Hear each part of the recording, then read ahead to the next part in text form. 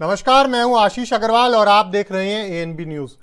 2024 के चुनाव से पहले जहां एक और विपक्ष की एकजुटता देखने को मिल रही है, तो वहीं अब बीजेपी भी अपने पुराने सहयोगी दलों को साधने की कवायद में लगी हुई दिखाई दे रही है।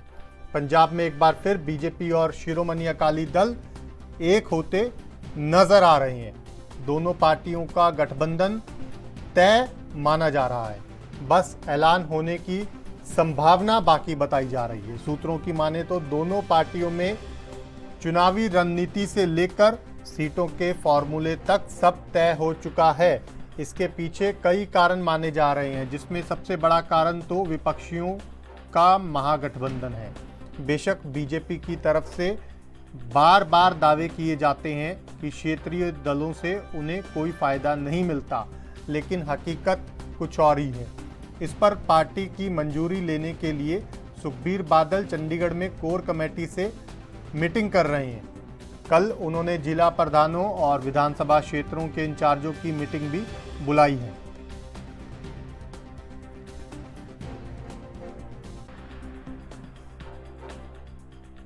मैं कहना बहुत चंगी गल है। यही जाखड़ साहब मेहनो मेहनी हुंदे सी। असल विच तां सारे जिहड़े राजनीति दे वड्डे घराने मैं तां असीं पहला कहना हुंदा सी अंदरों इकट्ठे है, ये अंदरों इकट्ठे है। और मैं पहला भी कहना सी कि बीजेपी कदे भी अकाली दल तो अड नहीं हुई।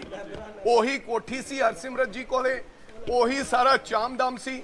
इसे करके इन्हां ने चाहे वो राष्ट्रपति दी वोट सी, बंदी सिखां दी गल दा तां अकाली दल ड्रामा करदे सी, अड होण दा तां किसानी अंदोलन वेले एक ड्रामा कीता। अदरवाइज इकट्ठे सन और जिहड़ा इन्हां दा समझौता वो भी इकट्ठा ते तय। लेकिन ये वेखना भी किदों हुण इन्हां ने अल्टीमेटली लोगों के उजागर करना है। वो पहला भी इकट्ठे सन और इन्हां दे इकट्ठ दा जिहड़ा पंजाब दा लोग है, पंजाब दा हिंदू है, वो उन्होंने पता है भी इन्हां दी असलीयत की है, उन्होंने पता है भी तकड़ी दी असलीयत की है, उन्होंने पता है सब कुछ। वो इन्हां ते बिल्कुल विश्वास नहीं करेगा। ये इकट्ठे होण तां असीं होर की भालदे हां, सानूं तां चाओ चाहिए जे इकट्ठे होण। जदों ये पिछली वारी इकट्ठे सी ते 8 सीटां, उदों असीं लोक सभा दीआं। तो आपको बता दें कि एक और महाविपक्ष महाएकजुटता की तैयारी में लगा हुआ है, तो वहीं बीजेपी भी अब पुराने सहयोगी दलों के साथ एक बार फिर नजर आ सकती है। एनडीए में शामिल शिरोमणि अकाली दल किसान आंदोलन के दौरान एनडीए से अलग हो गया था। शिवसेना ने एनडीए से अपने आप को अलग कर दिया था, लेकिन कहीं ना कहीं उद्धव ठाकरे या ठाकरे परिवार बेशक अभी भी अलग हो, लेकिन शिवसेना का एक बड़ा हिस्सा कहीं ना कहीं बीजेपी के साथ आ चुका है और एकनाथ शिंदे के नेतृत्व में बीजेपी के साथ महाराष्ट्र में काम भी कर रहा है। तो वहीं अब संभावनाएं लगातार जताई जा रही हैं कि पंजाब में अकाली दल और भाजपा के बीच दोबारा गठबंधन हो सकता है। दरअसल ये कयास उस वक्त लगने शुरू हो गए थे जब जालंधर लोकसभा उपचुनाव का रिजल्ट आया था।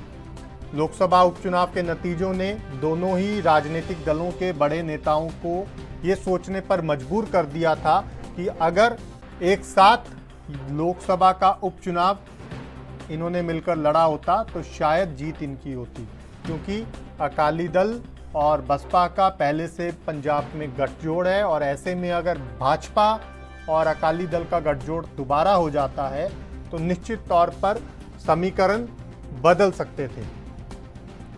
इन्हीं संभावनाओं के बाद लगातार ये कयास बढ़ते चले गए और अब कहीं ना कहीं मोदी मंत्रिमंडल के विस्तार से पहले एक बार फिर संभावनाएं जताई जा रही हैं कि शिरोमणि अकाली दल और भाजपा के बीच गठबंधन होने जा रहा है। चंडीगढ़ में अकाली दल ने कोर कमेटी की मीटिंग भी बुलाई है और इस मीटिंग को भी इस गठबंधन से जोड़कर देखा जा रहा है। कहा यह जा रहा है कि आज गठबंधन को लेकर कोर कमेटी की बैठक में सुखबीर बादल चर्चा करेंगे और कल जिला प्रधानों और विधानसभा इंचार्जों के साथ भी चर्चा करेंगे। उसके बाद ये गठबंधन परवान चढ़ सकता है और उस सुखबीर या हरसिमरत बादल मंत्री बन सकते हैं।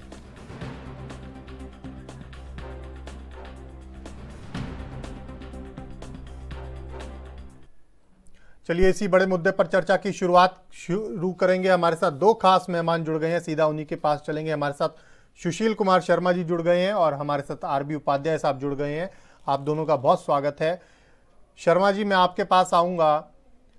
पुराने एनडीए को एक बार फिर एकजुट करने की कवायद में बीजेपी दिखाई दे रही है।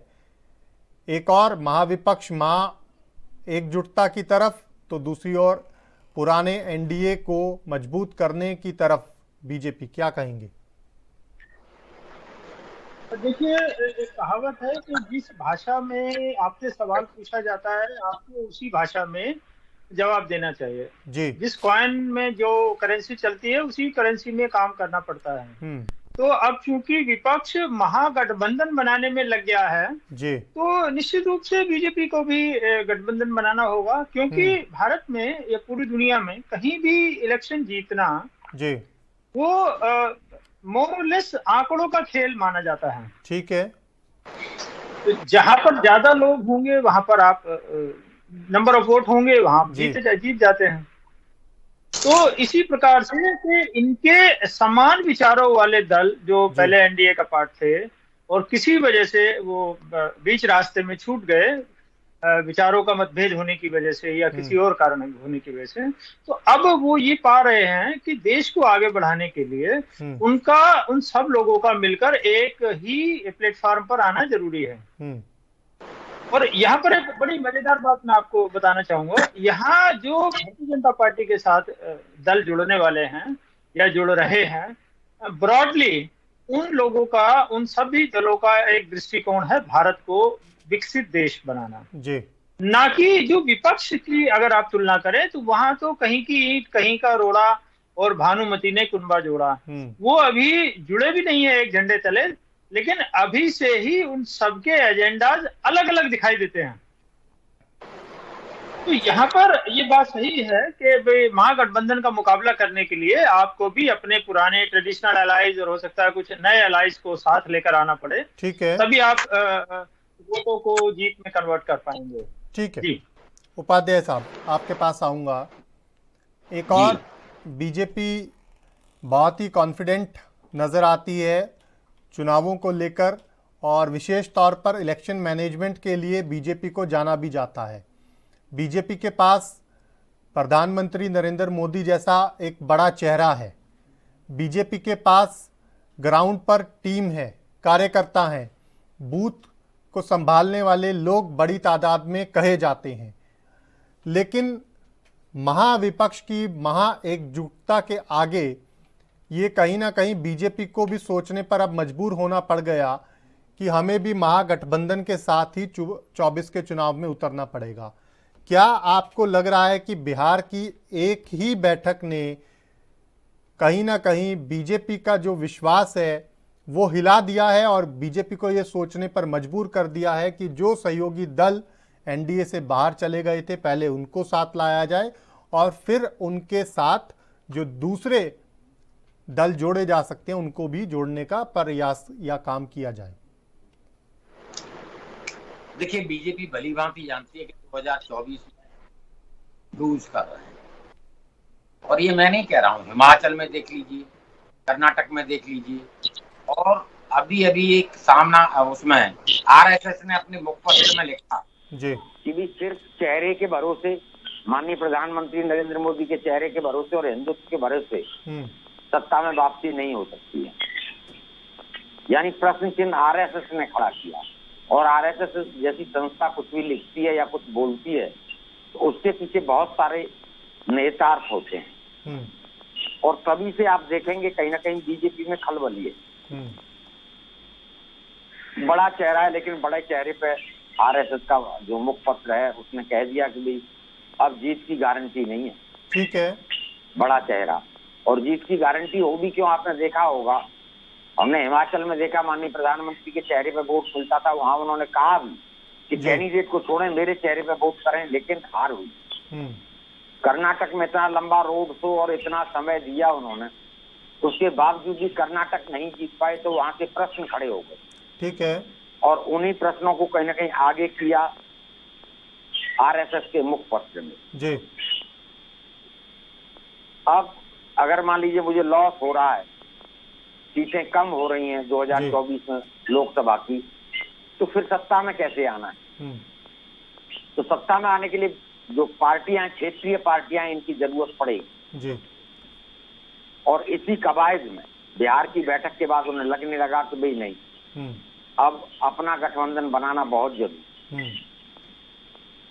लेकिन जो क्षेत्रीय पार्टियां हैं जी, वो कितना सहज महसूस करेंगी, ये उनके ऊपर डिपेंड करता है। क्योंकि बीजेपी के बारे में कहा जाता है जिसके साथ गठबंधन में जाती है उस पार्टी को खा जाती है।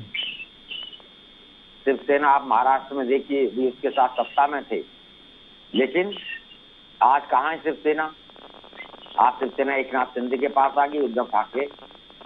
और यही एनसीपी का देख लीजिए अभी महाराष्ट्र में जो हुआ है। तो चीजें 2024 से पहले बहुत सारी चीजें चल रही हैं जी। अब ये मूर्त रूप क्या लेंगी, अभी कहना जल्दबाजी होगी। जैसे जैसे चुनाव नजदीक आएगा वैसे वैसे नए समीकरण बनेंगे, लोग इधर से उधर जाएंगे, और ये हर चुनाव में होता है। और अब देखिए किसी भी कीमत पर बीजेपी नहीं चाहती कि भी सत्ता से बेदखल हुआ जाए। ठीक है। वहीं क्षेत्रीय पार्टियां हैं वो ये चाहती हैं कि भाई अब कितने समय तक इंतजार करेंगे। मान लीजिए 2024 में फिर से ये इनकी सरकार बन गई तो ज्यादा अच्छा ही है कि भी इनके साथ सरकार में भागीदारी सुनिश्चित कर लें। तो अभी आंकलन है, अब पुराने जो अब गठबंधन थे उनको दोबारा रिन्यू कर रही है बीजेपी। अच्छी बात है। अगर मान लीजिए 10-20 सीटें कम पड़ती हैं तो कम से कम जो प्रीपोल अलायंस है, जो गठबंधन है, उससे एक रास्ता तो आसान होगा 2024 का। बिल्कुल जी। शर्मा जी, मैं आपके पास आऊंगा। महाविपक्ष के दो प्रमुख चेहरे कहे जा रहे थे, एक नीतीश कुमार, दूसरे शरद पवार। नीतीश कुमार को तो संयोजक तक बनाने की बात चल गई थी और ये तक प्रश्न उठ रहा था कि जिस दिन बिहार में पटना में नीतीश कुमार के आवास पर बैठक हुई उस दिन ये ऐलान क्यों नहीं हुआ।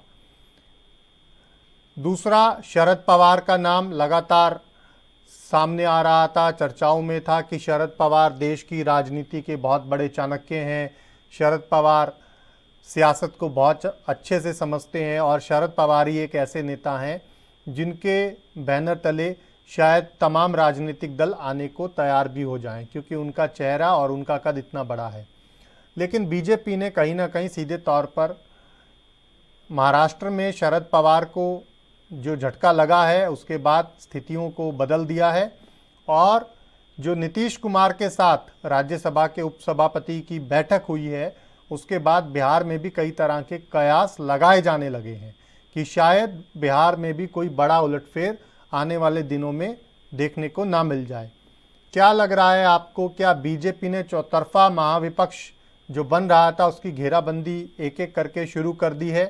क्या ऐसी तस्वीर अब बनती हुई नज़र आ रही है? और दूसरी तरफ अपना प्लान बी भी एक्टिव कर दिया है, जितने सहयोगी दल पुराने समय में रहे हैं, एनडीए जो छोड़कर चले गए थे उन सबको साथ लेकर आना, और दूसरी तरफ जो महाविपक्ष में से लोग थे, चाहे जीतन राम मांझी की बात कर लीजिए, चाहे आप एनसीपी में सेंध की बात कर लीजिए, या दोबारा नीतीश कुमार के साथ गठबंधन की अटकलों की बात कर लीजिए, तो क्या पूर्ण तौर पर अब बीजेपी बहुत ज़्यादा अग्रेसिव नज़र आ रही है इलेक्शन मैनेजमेंट को लेकर अपने? जी, आपने बिल्कुल सही कहा। बीजेपी ने प्लान ए और प्लान बी दोनों एक्टिव कर दिए जी। जो आपने खुद ही इसको एक्सप्लेन कर दिया है कि महागठबंधन का मुकाबला करने के लिए आपको, देखिए सीधी सी बात है, आपको अलायंस की जरूरत पड़ेगी जो सेम विचारधारा पर काम करते रहे हैं। और राजनीति में एक चीज कही जाती है, कहावत कही जाती है कि यहाँ कोई परमानेंट दोस्त या परमानेंट दुश्मन नहीं होता। ठीक है।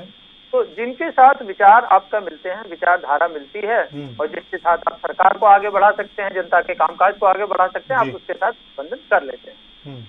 और दूसरा, विपक्ष को घेरने की घेराबंदी कर ली है, वो भी बिल्कुल सही है, क्योंकि जो विपक्ष महाविपक्ष बनने जा रहा है जो कि अब तक के जो मानना जो बीजेपी का है कि प्रधानमंत्री माननीय मोदी जी के नेतृत्व में जो भारत ने नई ऊंचाइयां हासिल की हैं, अगर विपक्ष आ जाता है या इनके पास समुचित सीटें नहीं आती हैं तो 9 साल की मेहनत से पानी फिर जाएगा और भारत फिर नीचे की तरफ को गिरने लगेगा। बिल्कुल।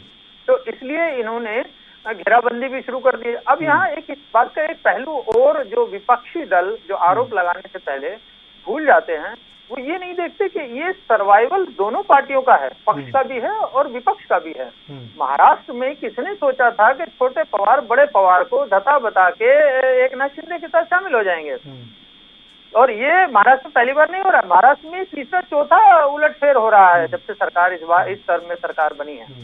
तो क्योंकि जो एमएलए जो चुनकर आए वहां पर, जिस राजनीतिक सोच के साथ चुनकर आए और जिन वादों के साथ वो जनता को प्रॉमिस करके आए कि हम सरकार में आएंगे तो ऐसा करेंगे, हम सरकार में आएंगे तो महाराष्ट्र में इससे पहले भी चाचा और भतीजे के बीच इस तरह के सियासी खेल देखे जा चुके हैं। मैं राज ठाकरे और उस समय की शिवसेना प्रमुख की बात कर रहा हूँ जी। तो महाराष्ट्र खाली उदाहरण नहीं है, ये पूरे हिंदुस्तान में जगह जगह आप देख सकते हैं। बिहार में भी जो चचा भतीजा में हुआ या जो होने वाला है या जो चल रहा है, ये इस बात का एक उदाहरण है और इसका आरोप भी फिर बीजेपी के ऊपर लग जाएगा। वहाँ हालांकि दूसरी तरह की सियासत हो रही है बिहार में, वहाँ कुछ नए तरह की चीजें नजर आएंगी आपको। और चित्तराम मांझी जो छोड़कर आए हैं, वो क्यों छोड़कर आए? क्योंकि जो विपक्ष है उसको भी अपना अस्तित्व बचाना है। और देखिए, इसमें दो राय नहीं है कि इवन विपक्षी लोग अभी से कह रहे हैं कि मोदी जी की आंधी चलने वाली है 2024 में।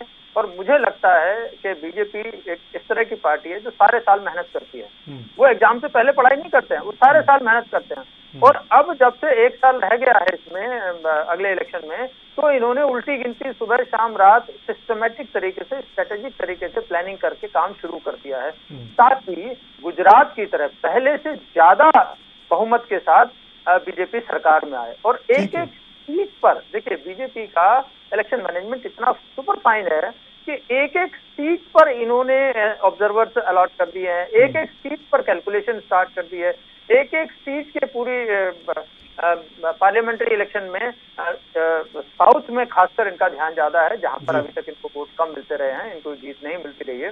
वहाँ के लोकल मुद्दे क्या हैं, उन लोगों को क्या प्रोजेक्ट चाहिए और उन लोगों की जरूरतें क्या हैं। और प्रधानमंत्री खुले तौर पर अपने भाषणों में कह भी रहे हैं कि मुसलमानों को के साथ आप दूरी कम कीजिए, उनके साथ वास्ता बनाइए, उनके साथ मिलकर आइए, उनके खिलाफ। खुद अभी विदेश दौरों के दौरान प्रधानमंत्री गए भी इस तरह से मिलने के लिए, तो कई तरह की कोशिशें अब बीजेपी करती हुई नजर आ रही है। फिलहाल मुझे एक छोटे से ब्रेक के लिए रुकना है, छोटा सा ब्रेक, तुरंत लौट रहे हैं। ब्रेक के बाद स्वागत है आपका। सीधा मेहमानों के पास चलेंगे और चर्चा को आगे बढ़ाएंगे। बड़ा सवाल ये कि 24 की बात है और क्या वाकई में सहयोगियों का साथ है, सहयोगी भी पुराने। हम लगातार चर्चा ये कर रहे हैं कि क्या एक बार फिर से पुराना एनडीए 2024 में चुनावों से पहले देखने को मिलेगा। जो एनडीए से दल निकलकर बीजेपी को छोड़कर चले गए थे, अब उनको एक एक करके वापस एनडीए का हिस्सा बनाने की और बीजेपी के साथ लाने की कोशिश नजर आ रही है। उपाध्याय साहब, मैं आपके पास आऊँगा। जो बात ब्रेक पर जाने से पहले शर्मा जी कर रहे थे कि पक्ष और विपक्ष दोनों के लिए 24 का चुनाव कहीं ना कहीं बड़ा सवाल है। विपक्ष के लिए ज़्यादा इसलिए क्योंकि सीधे तौर पर अस्तित्व का सवाल खड़ा हो रहा है। 14 का चुनाव हार गए, 19 का हार गए और अब 24 का भी अगर आप हार जाते हैं तो विपक्ष के लिए ये बहुत बड़ा चैलेंज खड़ा हो जाएगा कि 24 के बाद आप 29 में जाकर कहीं ना कहीं चुनौती दे पाएंगे या नहीं उस वक्त भी। लेकिन उससे पहले मैं आपसे एक चीज़ समझना चाहूँगा और मैं चाहूँगा कि आप दर्शकों को भी ये बात थोड़ा सा विस्तार से समझाएं कि बीजेपी के लिए 24 के चुनाव के दरअसल मायने क्या हैं। चुनाव हर राजनीतिक दल लड़ता है, हर राजनीतिक दल जीत के लिए ताकत भी लगाता है, लेकिन ये जीत बीजेपी के लिए इतनी ज़्यादा ज़रूरी 24 में क्यों है? क्या ऐसा कुछ नज़र आ रहा है कि पिछले 9 से 10 सालों में बीजेपी ने जितना काम किया है और अगर वो 24 में चुनाव हार जाती है तो वो वहीं वापस आकर खड़ी हो जाएगी जहां से उसने 14 में शुरुआत की थी, क्योंकि जो भी नई सरकार आएगी वो बीजेपी के फैसलों को बदल देगी या प्रधानमंत्री मोदी ने जो बड़े कदम उठाए उनको बदल देगी। तो ऐसे में बीजेपी के लिए ये भी सुनिश्चित करना जरूरी है कि ऐसा ना हो, इसीलिए 24 में इस बार भी विपक्ष को रोका जाए? देखिए, दो चीजें, करो और मरो की स्थिति सत्ता पक्ष के सामने और विपक्ष के सामने, दोनों के सामने जी, और दोनों का अस्तित्व संकट में। अगर बीजेपी हारती है तो जो बीजेपी ने किया है क्षेत्रीय पार्टी या विपक्षी दलों के साथ, अगर कोई दूसरी पार्टी सत्ता में आती है तो वो भी वही करेगी जो बीजेपी ने किया है। ऐसे में नेतृत्व, जो नेता हैं, उनकी परेशानियां बढ़ सकती हैं जी। इसलिए बहुत जरूरी है कि भी 2024 में चुनाव जीता जाए और सरकार बनाई जाए। और देखिए, जैसा कि अभी हमारे मित्र बता रहे थे कि भी सारे साल मेहनत करती है, संगठन ठीक है, ये सारी चीजें जीत की गारंटी नहीं होती है। अगर ये जीत की गारंटी होती तो फिर हिमाचल हारा नहीं जाता, कर्नाटक हारा नहीं जाता। आप कितनी भी मेहनत करें, कितना भी आपका संगठन मजबूत हो, लेकिन जनता में परसेप्शन क्या है वो महत्वपूर्ण होता है। जनता की अदालत का फैसला सर्वोच्च फैसला होता है। उसके सामने, लोकतंत्र में उसके सामने नतमस्तक होना पड़ता है हर राजनीतिक दल को और हर राजनेता को। 2024 से पहले परिस्थितियां विषम है। 2014 और 2019 या जैसा इलेक्शन है, ये इलेक्शन अपने आप में अलग होगा जी। इस बात को बीजेपी भलीभांति जानती है और विपक्ष भी जानता है। और माहौल बदला है, इसको भी नहीं नकारा जा सकता। ठीक है। जो आम आदमी से जुड़ी समस्याएं हैं, जैसे गैस का सिलेंडर है, पेट्रोल है, डीजल है, बेरोजगारी है और एंटी इनकम्बेंसी। भाई आप देखिए, स्मृति ईरानी जब सिलेंडर 400 रुपए का होता था तब सर पर रख कर घूमती थी, आज तो 1200 का है। 1000 से ऊपर सिलेंडर हो गया, आप क्यों नहीं आप आवाज दे रहे हैं? तो उस समय जो घोषणाएं थी वो अलग थी और जनता में एक उम्मीद थी कि भी ये आएंगे, सिलेंडर महंगा सस्ता हो जाएगा, पेट्रोल सस्ता हो जाएगा, डीजल सस्ता हो जाएगा, महंगाई खत्म हो जाएगी, बेरोजगारी खत्म हो जाएगी, 15-15 लाख मिल जाएंगे, बुलेट ट्रेन चल जाएगी, स्मार्ट विलेज बन जाएंगे, स्मार्ट शहर हो जाएंगे। लेकिन जहां डिलीवरी की बात है, आज आप देखिए हालात क्या है। अगर विपक्ष पुराने जो भाषण है उन्हीं को सुना देता है मंच पर, जब कहा जाता है कि रुपये की कीमत घटती है तो देश की साख खत्म हो जाती है, सांस भी घटती है, जनता तो रिकॉल करती है। बिल्कुल सही कह रहे हैं भी, जैसे उन्होंने कहा था कि रुपये का मूल्य गिरता है तो देश की साख गिर जाती है, आज रुपया कहाँ पहुंच गया। ये अहम बातें हैं। मैं आऊंगा उपाध्याय साहब आपके पास। शर्मा जी, जो ये 2-3 बिंदु उपाध्याय साहब ने उठाए हैं, ये बड़े महत्वपूर्ण हैं। पहला ये कि चुनाव परसेप्शन पर आमतौर पर चलता है और ये हमेशा देखने में भी आया है कि जब 2014 में केंद्र में यूपीए की सरकार थी, एक अच्छा खासा बहुमत था, एक अच्छा खासा सीटों का आंकड़ा था, उसके बावजूद एक वो लहर ही थी जिसने बीजेपी को कहीं ना कहीं, कहावत है ना कि अर्श से फर्श तक और फर्श से अर्श तक पहुंचा दिया। और दूसरी बात, जो बात रिकॉल की अभी उपाध्याय साहब ने कही कि जनता रिकॉल भी कर लेती है। कोई भी सरकार जब 5 साल या 10 साल सत्ता में रह जाती है तो एक एंटी इनकम्बेंसी भी खड़ी हो जाती है, देखने को मिलती है। ये सिर्फ बीजेपी के लिए नहीं है, कोई भी सरकार रही हो, ये एक लंबे समय से चीज़ें चली आ रही हैं। आपको क्या लग रहा है इस बार कि वो परसेप्शन फिर से बीजेपी या यूं कह लीजिए एनडीए बना पाएगा जो 2014 में था, 2019 में था? और दूसरी बात कि जो ये 10 साल की एंटी इनकम्बेंसी है, क्योंकि विपक्ष लगातार एंटी इनकम्बेंसी पर जोर दे रहा है, ऐसे मुद्दों पर जोर दे रहा है जो कहीं ना कहीं एंटी इनकम्बेंसी खड़ी करने का भी काम कर रहे हैं, तो आपको लग रहा है कि ये जो दोनों चीज़ें हैं, इसको कहीं ना कहीं बैलेंस बनाने में बीजेपी कामयाब हो पाएगी?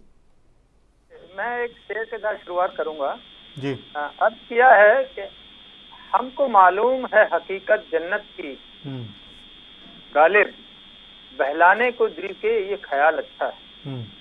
देखिए, जो भी उपाध्याय साहब ने 2 उदाहरण दिए, हिमाचल का और कर्नाटक का, जी। तो दोनों जगह जमीनी हकीकत बिल्कुल अलग है। और ये बात किसी ने मानी है कि हिमाचल में सिर्फ 1% वोट के हेरफेर से वो सत्ता से बाहर हो गए।